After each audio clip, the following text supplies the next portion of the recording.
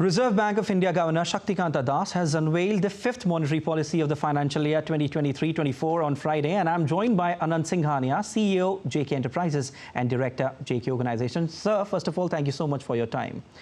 Now, Governor Das mentioned a pause in the rate increase cycle after 6 consecutive hikes. I mean, what do you think are the reasons behind this decision to pause? And is there any indication of the future direction of interest rates as well?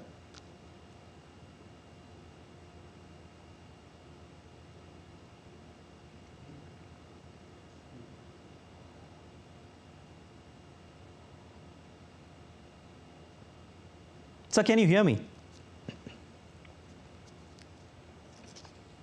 Sir, your voice is not audible. Okay. So, sorry, I couldn't hear your question. Could you please repeat it? Yes, definitely, sir. I'm saying that Governor Das mentioned a pause in the rate increase cycle after 6 consecutive hikes. So, what do you think are the reasons behind this decisions to pause? And is there any indication of the future direction of interest rates as well? That it's not surprising that they paused the interest rates. The popular perception was that there will be a pause, and because the threat of inflation is still around. Yes, it has fallen. It's dropped below the 6% cap that RBI has. They have, as you know, they have a band of 4 to 6% for inflation, and it's right now below 5%. So they're comfortable with that. But there is, as the governor said in his statement, there are threats from food inflation on the horizon, particularly this month. The last month, that is November, the food price inflation, when it comes in, is likely to show a spike. And there is some worry on the front of because of a little off-color monsoon. So there will be an impact on agriculture. So food inflation could be renewed.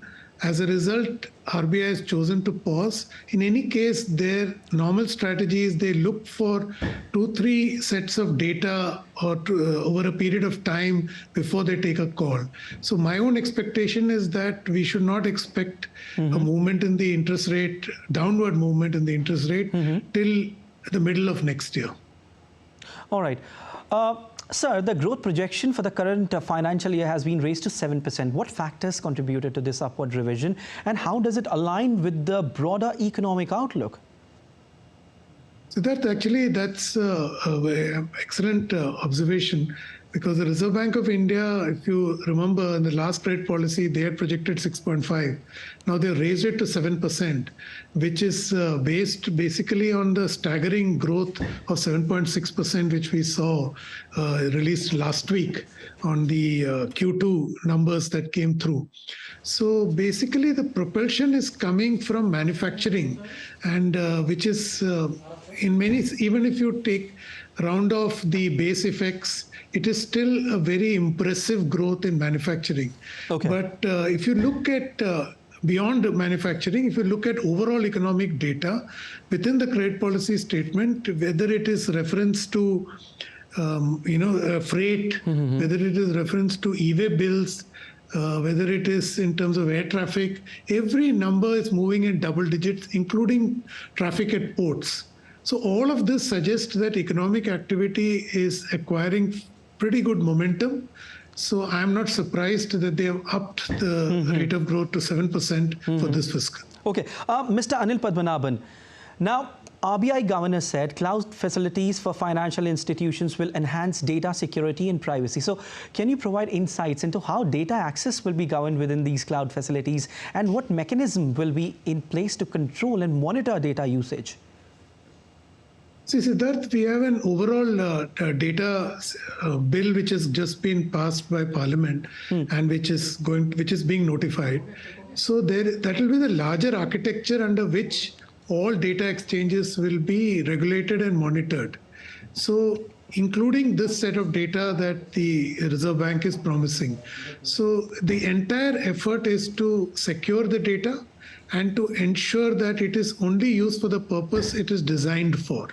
So to give you an example, one form of data use is for the account aggregator framework, which is basically a new lending framework that uses the flow-based data of companies rather than the collateral-based data that used to be used previously.